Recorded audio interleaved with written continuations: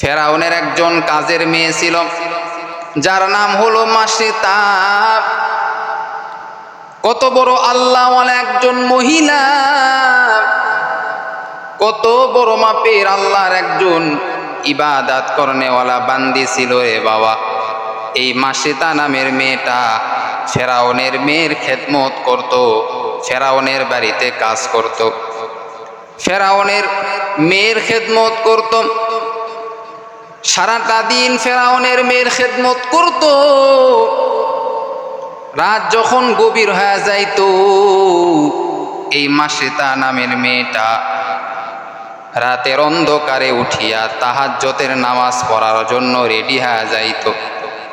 গোপনে গোপনে আল্লাহর কাছে দোয়া করত, হে মালিক, মৃত্যুর আগ পর্যন্ত যেন তোমার ইবাদত করতে পারি, সেই তৌফিক তুমি আমাকে দান করো। এই মাসিতা নামের মেয়েটা সর্বদা আল্লাহ পাকের ইবাদতের মধ্যে সময় কাটাইত। ফেরাউন জানতো না মাসিতা ইসলাম ধর্ম গ্রহণ করেছে। ফেরাউন জানতো না যে মাসিতা নামের এই কাজের মেয়েটা তাকে খোদা বলে মানে না, সে খোদা বলে মানে একমাত্র আমার আল্লাহকে সে খোদা বলে মানে। একদিনের ঘটনা, এই মাসিতা নামের মেয়েটা ফেরাউনের মেয়ের এইবার মাথার চুল আশ্রাইতেছে। চিরনিটা যখন মাটিতে পড়ে গেল, হঠাৎ করে বিসমিল্লাহ বলিয়া যখন চিরনিটা উঠাইল, ফেরাউনের মেয়ে এবার শুনতে পাইল বিসমিল্লাহর আওয়াজ। ফেরাউনের মেয়ের মাথাটা গরম হয়ে গেল, কি ব্যাপার, বিসমিল্লাহ বলল, অর্থাৎ আল্লাহর নামে চিরনিটা উঠাইল। এবার সন্দেহ লেগে গেল, ফেরাউনের মেয়ে সন্দেহ শুরু করে দিল, এই মাসিতা নামের মেয়েটা সে আমার বাবাকে খোদা বলে মানে না, সে তো অন্য কাউকে খোদা বলে মানে। ফেরাউনের মেয়ে এবার মাসিতাকে বলল, তুমি আমার খেদমত করো, আমার বাড়িতে খাবার খাও, আমার দেওয়া পোশাক তুমি পরো, আমি তোমাকে মাঝে মাঝে স্বর্ণ মুদ্রা দেই, তুমি সেগুলি নিয়ে তুমি চলাফেরা করো, তোমার জীবন তুমি চালাও। কিন্তু আজকে এমন একটি দৃশ্য দেখলাম, তুমি যখন আমার মাথার চুল যখন তুমি আশ্রিয়ে দিতেছো, ওই সময় যখন চিরনিটা মাটিতে পড়ে গেল, তুমি বিসমিল্লাহ বলিয়া কেন তুমি চিরনিটা তুমি উঠাইলা? এখন আমার বোঝার আর বাকি নাই, তুমি অন্য কোনো খোদার ইবাদত তুমি শুরু করেছো, আর আমি দেরি করব না, আমার বাবা ফেরাউনকে আমি সব কথা বলে দিব। মাসিতা এবার বলতেছেন, আমি তোমার বাবাকে খোদা বলে মানি না, তোমার বাবাকে তুমি বলো, তোমার বাবা ফেরাউনকে তুমি বলো, কোনো সমস্যা নাই, আমার জীবন দিতে রাজি, তারপরেও তোমার বাবাকে আমি কখনো খোদা বলতে রাজি নাই। ওরে আল্লাহর বান্দা ফেরাউনের মেয়ে এবার ফেরাউনের কাছে গিয়া বলতেছে, বাবা, তুমি যে মাসিতাকে আমার খেদমত করার জন্য দিয়েছো, কিন্তু এমন একটা দৃশ্য আজকে আমার চোখে পড়ে গেল। বলে, কি তোমার চোখে পড়েছে মা, তুমি বলো। বলে, বাবা, সে তো তোমাকে খোদা বলে মানে না, সে তো অন্য কাউকে খোদা বলে গ্রহণ করেছে। ফেরাউনের মাথা গরম হয়ে গেল। ফেরাউন এবার বলতেছে, তাকে আমার কাছে ডাক দাও। এইবার মাসিতাকে ফেরাউনের কাছে ডাকা হলো। মাসিতার দুইটা সন্তান ছিল, দুইটা মেয়ে সন্তান ছিল তার। এরে নবীর উম্মতের দল, ইমান কত দামি সম্পদ, ইমান কত দামি সম্পদ রে বাবা, একটু বুঝে না। আল্লাহ তোমাকে বোঝার জ্ঞান দিয়েছে, শক্তি তোমাকে আল্লাহ দিয়েছে। ইমান কাকে বলে, ইমান কাকে বলে, ইমান কেমনে রাখতে হয়, এবার ফেরাউন মাসেতাকে এবার বলল, তুমি আমার বাড়িতে খাও, তুমি আমার টাকা পয়সা নাও, তুমি আমার দেওয়া সম্পদ তুমি ভোগ করতেছো, আমার বাড়িতে খাও, কিন্তু তুমি নাকি আমাকে খোদা বলে মানো না, অন্য কাউকে খোদা বলে মানো। ইমানদার মেয়ে মাসেতা এবার বলতেছে, আপনি ঠিক শুনেছেন, আমি আপনাকে খোদা বলে মানি না, আমি আপনাকে খোদা বলে মানি না। আমার খোদা তো এমন যেই খোদাকে দেখা যায় না, কিন্তু অন্তরে বিশ্বাস করার নাম হলো ঈমান। ফেরাউনের মাথা গরম হয়ে গেল। ফেরাউন এইবার বলতেছে, আগুনের মাধ্যমে, আগুনের ডেস্কির মধ্যে তোমার সন্তানকে কিন্তু আমি এখন ফালায়া দিব। এইবার দীর্ঘক্ষণ ধরে আগুন জ্বালাইলো, আগুনের ডেস্কির মধ্যে আগুন জ্বালাইলো। মাসেতাকে এইবার বলতেছে ফেরাউন, এরে মাসেতা, এখনো সময় আছে তোমার, এখনো তোমার সময় আছে। ওই খোদার ইবাদত তুমি বাদ দাও, তুমি আমাকে খোদা বলে স্বীকার করে নাও। আরো তোমার যত টাকা পয়সা লাগবে, যত ধন সম্পদ লাগবে, আমি তোমাকে দেওয়ার জন্য প্রস্তুত রয়েছি। মাসেতা বলে, না না ফেরাউন, আমাকে তুমি ওই চুলার আগুনের মধ্যে তুমি দাও, তারপরেও তোমাকে আমি খোদা বলতে কোনোদিন রাজি নয়। ফেরাউনের মাথা এবার গরম হয়ে গেল। ফেরাউন এবার মাসেতার বড় যেই মেয়েটা ছিল, ওই মেয়েটাকে আগুনের মধ্যে দিয়া দিল। উত্তপ্ত আগুনের মধ্যে বড় মেয়েটাকে যখন ফালায়া দিল, আগুনের মধ্যে বড় মেয়েটাকে ফালায়া দিল, আগুনের ডেস্কির মধ্যে বড় মেয়েটাকে ফালায়া দিল।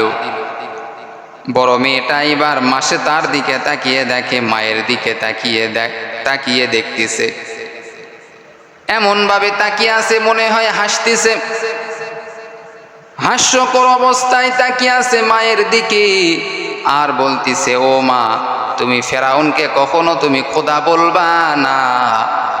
মা, আমি এই আগুনের মধ্যে, তুমি দেখতে পাইতেছো আমি আগুনের মধ্যে আছি, কিন্তু এই আগুনটা আল্লাহ আমার জন্য ফুলের বাগান বানায় দিয়েছে। এবার ফেরাউন মাসেতাকে বলতেছে, এখনো সময় আছে, তোমার বড় সন্তানকে আমি দিয়েছি, ছোট সন্তানকেও কিন্তু দিব, কোলের সন্তানকেও কিন্তু দিব, ওই আগুনের ডেস্কির মধ্যে ফালায়া দিব, এখনো তোমার সময় আছে, তুমি তোমার আল্লাহর ইবাদত বাদ দাও, আমাকে খোদা বলে তুমি ডাকো। মাসেতা এইবার চোখের পানি বের করে আর বলতেছে, ও ফেরাউন, তুমি আমার ছোট সন্তানকে আগুনের মধ্যে দাও, আগুনের ডেস্কির মধ্যে দাও, কোনো বাধা নাই, তারপরেও আমি তোমাকে খোদা বলে কখনো রাজি নয়। আমি তারপরেও ফেরাউন তোমাকে খোদা বলতে পারবো না। আমি মাসেতা, আমার দুইটা সন্তান, কেন আমার যদি 100টা যদি সন্তানও থাকতো, সেই সন্তানগুলিকে যদি তুমি আগুনের ডেস্কির মধ্যে দিতা, তারপরেও আমি তোমাকে কখনো খোদা বলবো না।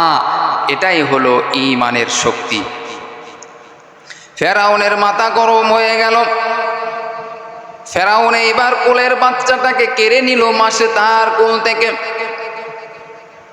থেকে কেড়ে নেওয়ার পর এই ছোট বাচ্চাটাকে আগুনের ডেস্কির মধ্যে দিল। ছোট বাচ্চাটা এবার মাকে বলতেছে, মা রে, যদিও দেখতে পাও এটা আগুন, এটা আগুন, কিন্তু আল্লাহ পাক রব্বুল আলামিন এটা আমার জন্য এমন সুন্দর বাগানের ব্যবস্থা করে দিয়েছে, ফুলের বাগানের ব্যবস্থা করে দিয়েছে, মনে হইতেছে আমি জান্নাতের বাগানে আমি খেলতেছি। সুবহানাল্লাহ। মারে, তুমি আমার জন্য টেনশন করিও না। এবার মাসেতা বলে, ফেরাউন, তুমি আমার দুইটা কলিজার টুকরা সন্তানকে তুমি আগুনের মধ্যে দিয়েছো, তুমি আমাকে আগুনের মধ্যে দাও, আমি ওই আগুনের মধ্যে যেতে চাই, তারপরে আমি তোমাকে কখনো খোদা বলতে রাজি নয়। ফেরাউনের মাথা গরম হয়ে গেল। এবার মাসে তাকে ধরেই আগুনের মধ্যে ফালায়া দিল। আল্লাহ পাক রব্বুল আলামিন কত দয়ার মালিক, কত রহমান, কেমন রহমান, কেমন রহিম। ইমানের শক্তির এমন দাম। আল্লাহ বলে, বান্দা ইমানের শক্তি নিয়ে যদি বান্দা তোমার মৃত্যু হয়, আমার আল্লাহ বলেন, বান্দা তোমার মৃত্যু হতে দেরি, জান্নাতে যাইতে তোমার দেরি হবে না। ফেরাউনের কাজের মেয়ে মাসে তা যেমন ইমানদার ছিল, ইমানদার একজন নারী ছিল। যতই ফেরাউন তার উপর আঘাত করুক না কেন, জীবন দেওয়ার জন্য প্রস্তুত, তারপরেও ইমান কখনো ছাড়তে রাজি নয়। এই মাসে তার কেমন দাম। যখন আল্লাহর এই নেককার বান্দি যখন ইন্তেকাল করলো, দুইটা সন্তানও যখন ইন্তেকাল করলো, শহীদ হয়ে গেল আল্লাহর রাস্তায়, আল্লাহ তাআলা সঙ্গে সঙ্গে তাদেরকে জান্নাত দিয়েছেন। একদিন মায়ার নবী রহমাতুল লিল আলামিন জিবরাইল আলাইহিস সালামকে নিয়ে এই মাসে তা এবং তার দুইটা সন্তানের কবরের পাশ দিয়া যাইতেছে। যাওয়ার পথে মায়ার নবী রহমাতুল লিল আলামিন জিবরাইলকে বললেন, ও জিবরাইল, আমি তো দুনিয়ার বুকে জান্নাতের সুঘ্রাণ পাইতেছি রে জিবরাইল। দুনিয়াতেই আমি জান্নাতের সুঘ্রাণ পাইতেছি, আমার নাকের ভিতরে জান্নাতের সুঘ্রাণ আমি পাইতেছি রে জিবরাইল। জিবরাইল বলতেছেন, ইয়া রাসূলুল্লাহ, ইয়া হাবিব আল্লাহ, কিসের সুঘ্রাণ আপনি পাইলেন? কোন জায়গা থেকে জান্নাতের সুঘ্রাণ আপনি পাইতেছেন? মায়ার নবী রহমাতুল লিল আলামিন বলেন, ও জিবরাইল, তুমি সামনের দিকে তাকায়া দেখো, এখানে ফেরাউনের কাজের মেয়ে মাসেতা এবং তার দুইটা সন্তান ঘুমাইতেছে। এই দুইটা সন্তান এবং মাসেতাকে ফেরাউন এত কঠিনভাবে আঘাত করিয়া হত্যা করেছে, আগুনের মধ্যে পুরাইয়া তাদেরকে হত্যা করেছে। তারা যেখানে মারা গেছে, ও জিবরাইল, আল্লাহ তাআলা তাদের কবর থেকে জান্নাতের সুঘ্রাণ আল্লাহ তাআলা বের করতেছে। हकीकत से तू दुनिया बेखबर है, दुनिया की नुमाइश पर नजर है। नमी गोयम के अस दुनिया जुदा बास, वो हर कारे के बासी बा खुदा बास। আল্লাহ পাক রব্বুল আলামিন বলেন, এ দুনিয়ার মানুষ, তোমার অন্তরের মধ্যে যদি যাররা পরিমাণও যদি ঈমান থাকে, তাহলে আমি আল্লাহ তোমাকে অবশ্যই অবশ্যই একদিন না একদিন জান্নাতের মেহমান আমি আল্লাহ বানায়া দিব।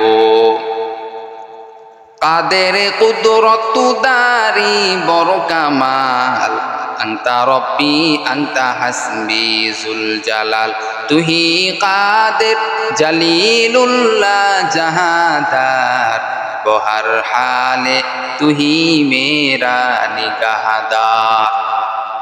আল্লাহ বলেন, রে বান্দা বান্দি, দুনিয়া হলো খুবই ক্ষণস্থায়ী জায়গা।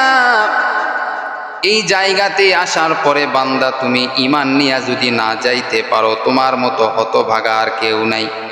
আর দুনিয়াতে আসার পরে বান্দা যদি ঈমান নিয়ে যদি তুমি যাইতে পারো, আল্লাহ বলেন, ও বান্দা, ঈমানের এত দাম, যেই বান্দার ঈমানটা মজবুত থাকবে, ঈমানটা বেশি থাকবে, ওই বান্দা যদি আমলের মধ্যে যদি একটু ঘাটতিও হয়, আমলের মধ্যে যদি একটু কমতিও হয়, তারপরেও আল্লাহ বলেন, ও বান্দা, এই ঈমানটা তোমার ভালো থাকার কারণে আমি আল্লাহ তোমাকে জান্নাতের মেহমান আমি আল্লাহ বানায়া দিব। এজন্য আমাদের ঈমানটা পাকাপোক্ত করতে হবে, মজবুত করতে হবে। ঈমানের পরীক্ষা কত জমিনের মধ্যে কত মানুষ দিয়েছেন। ফেরাউনের বিবি আসিয়া ইমানের পরীক্ষা দিয়েছেন। প্রত্যেকটা নবীকে ইমানের পরীক্ষা করা হয়েছে, ইমানের পরীক্ষা করা হয়েছে। আল্লাহ তাআলা কোরআনের মধ্যে বলেন, ওয়ালা নাবলুওয়ান্নাকুম বিশাইইম মিনাল খাউফি ওয়াল জুই ওয়া নাকসিম মিনাল আমওয়ালি ওয়াল আনফুসি ওয়াস সামারাত ওয়া বাশশিরিস সাবিরিন। আল্লাহ তাআলা জানায়া দেন, দুনিয়া হলো পরীক্ষার জায়গা। বিভিন্নভাবে তোমাকে আমাকে পরীক্ষা করা হবে। বিপদ দিয়ে আল্লাহ পরীক্ষা করবেন, মুসিবত দিয়ে আল্লাহ পরীক্ষা করবেন। আল্লাহ তাআলা বিভিন্নভাবে তোমাকে আমাকে পরীক্ষা করবেন। আর এই পরীক্ষায় যারা পাশ করবে তারাই হলো খাঁটি মুসলমান, ইমানদার। ক্ষুধার মাধ্যমে আল্লাহ পরীক্ষা করবেন, ফসলের ক্ষতি দিয়ে আল্লাহ পরীক্ষা করবে। বিভিন্নভাবে আল্লাহ তোমাকে আমাকে পরীক্ষা করবে। যারা পরীক্ষায় পাশ করবে তারাই হলো সফল কাম। আর যারা পরীক্ষায় পাশ করবে না, তাদের কপাল বড় খারাপ। তাদের মতো দুর্কপাল এই জমিনের মধ্যে আর কারো হতে পারে না। এজন্য আমাদের চেষ্টা থাকতে হবে সর্বদা পরীক্ষায় পাশ করার। কার পরীক্ষা? আল্লাহর পরীক্ষা। দুনিয়াতে বান্দা যদি পরীক্ষায় তুমি ফেল করো, দুনিয়ার সাধারণ যেগুলি পরীক্ষা রয়েছে এগুলি পরীক্ষায় যদি ফেল করো, মনটা কত খারাপ হয়ে যায়। মাও ভালোবাসে না, বাবাও ভালোবাসে না, এলাকার মানুষ ভালোবাসে না। এটা তো সাধারণ দুনিয়ার পরীক্ষা। আর বান্দা আখিরাতের পরীক্ষা কেমন পরীক্ষা জানো? আখিরাতের পরীক্ষা বান্দা কত কঠিন পরীক্ষা। ও বান্দা, এই পরীক্ষায় যদি তুমি ফেল করো, কতদিন যে জাহান্নামের আগুনের মধ্যে পুড়তে হবে একমাত্র আমার মালিক, আমার আল্লাহ ভালো করে জানেন। এজন্য দুনিয়ার পরীক্ষায় আমরা ফেল করলে যেমন আফসোস করি, আমরা হতাশ করি, আমাদের কষ্ট হয় অন্তরে, কিন্তু আল্লাহর পরীক্ষা আমরা ফেল করতেছি অথচ আমাদের অন্তরে কষ্ট নাই। এটা হলো সব থেকে দুর্কপাল। আর আল্লাহর পরীক্ষা আমাদের পাশ করতে হবে। অর্থাৎ দুনিয়ার এই পরীক্ষা ক্ষণস্থায়ী পরীক্ষা, আল্লাহর পরীক্ষা হলো চিরস্থায়ী পরীক্ষা। এই পরীক্ষায় যদি আমরা পাশ করতে পারি, ইনশাআল্লাহ আল্লাহ আমাদেরকে জান্নাত দান করবে। এই পরীক্ষায় পাশ করার জন্য আল্লাহ তাআলা কোরসিন আমাদের সামনে দিয়ে দিয়েছেন। আল্লাহ বলেন বান্দা নামাজ পড়ো, আল্লাহ বলেন বান্দা রোজা রাখো, আল্লাহ বলেন বান্দা যাকাত দাও, আল্লাহ বলেন বান্দা কোরআনুল কারীম তেলাওয়াত করো। সব কিছু আল্লাহ ওপেন ভাবে তোমাকে আমাকে দিয়া দিছেন, শুধু বান্দা তুমি করবা। আর আল্লাহ তাআলা বলেন বান্দা পরীক্ষায় পাশ করা মাত্র জান্নাত তোমার জন্য রেডি হয়ে আছে। এই পরীক্ষা আমাদেরকে পাশ করতে হবে। কেন? জান্নাতে যাওয়ার জন্য পাশ করতে হবে। প্রিয় ভাইরা, আল্লাহ তাআলা আমাদের সকলকে আখিরাতের পরীক্ষায় পাশ করার তৌফিক দান করুক। সকলেই বলেন আমিন।